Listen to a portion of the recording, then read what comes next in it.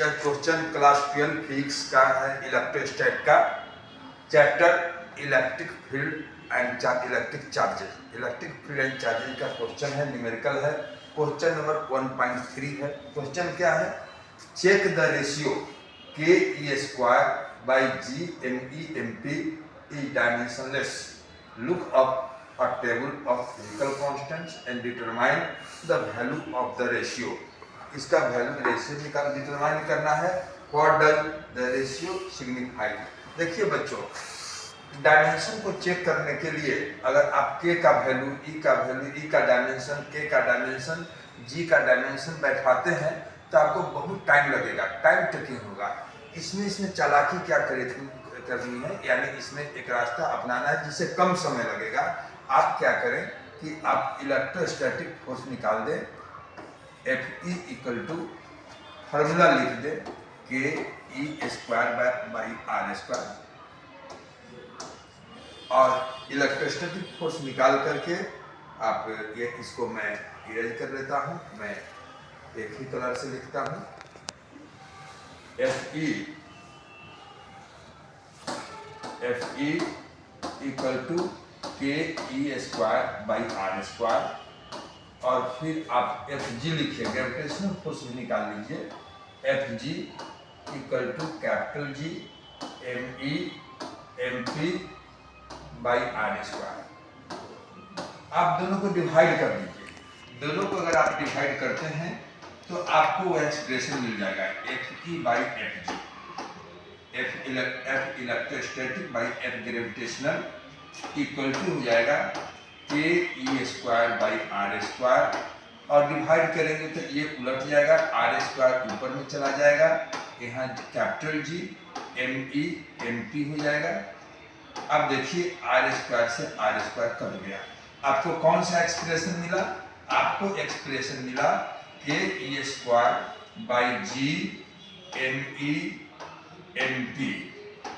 जो क्वेश्चन में पूछा जा रहा है K E square by G M E M P को चेक करना है कि डायमेंशन लेस है, तो इसके जब मैंने प्रोटॉन और इलेक्ट्रॉन के बीच इलेक्ट्रोस्टैटिक फोर्स और ग्रेविटेशनल फोर्स का मैंने फार्मूला लिखा और दोनों को डिवाइड कर दिया, F electrostatic by F gravitational, तो मुझे वही एक्सप्रेशन मिल गया कि ये square by G M E M P, जो एक्सप्रेशन क्वेश्चन में दिया हुआ है। और हम आसानी से लिख सकते हैं कि since it is the ratio of two similar quantities, two forces, so it is dimensionless. इसमें बड़ा बनाने की कोई जरूरत नहीं है। मैं लिखूंगा कि सिंस मुझे आ गया F E by F G, F gravitational, मैं दोबारा लिख देता हूँ K E square by capital G M E M P, लिख दूंगा since it is the ratio of two similar quantities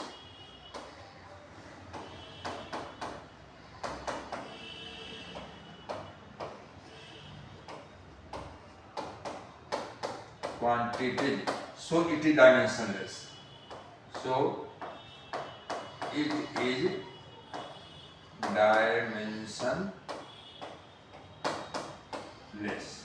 बस क्वेश्चन बन गया। अगर आप बैठाने जाएंगे के का डायमेंशन, ई का डायमेंशन और जी का डायमेंशन तो बहुत टाइम लगेगा, इसलिए आपको कम समय में क्वेश्चन बनाना है। एग्जामिनेशन में ध्यान रखना है टाइम मैनेजमेंट। टाइम मैनेजमेंट का ध्यान रखेंगे और कम समय में क्वेश्चन बनाएंगे तो एनर्जी आपकी बची रहेगी ज़्यादा क्वेश्चन बनाने के लिए। और इस तरह से प्रूफ हो गया कि K E square by G M E M P एक डायमेंशनलेस क्वांटिटी है। अब इसमें अगर वैल्यू बैठाएंगे तो देखिए, मैं वैल्यू भी बैठा देता हूँ, कांस्टेंट क्वांटिटी का वैल्यू बैठा करके और इसमें निकाल देता हूँ। पहले मैं इसको सिलेक्ट करके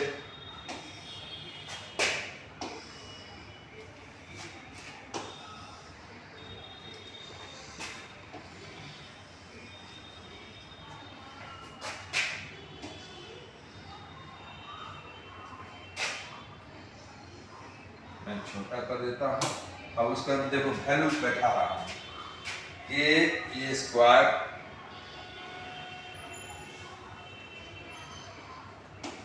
के E square by G, capital G, M E M T.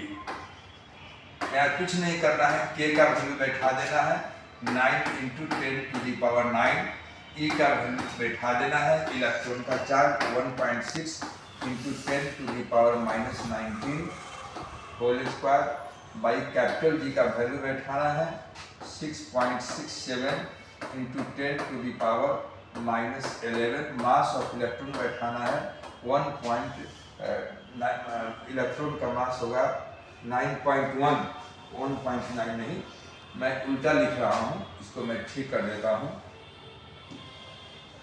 9.1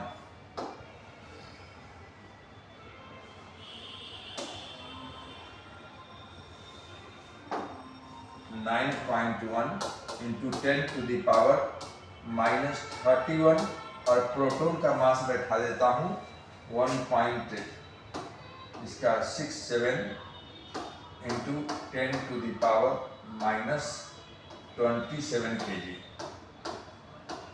electron का मास यही, प्रोटॉन का मास यही होना चाहिए।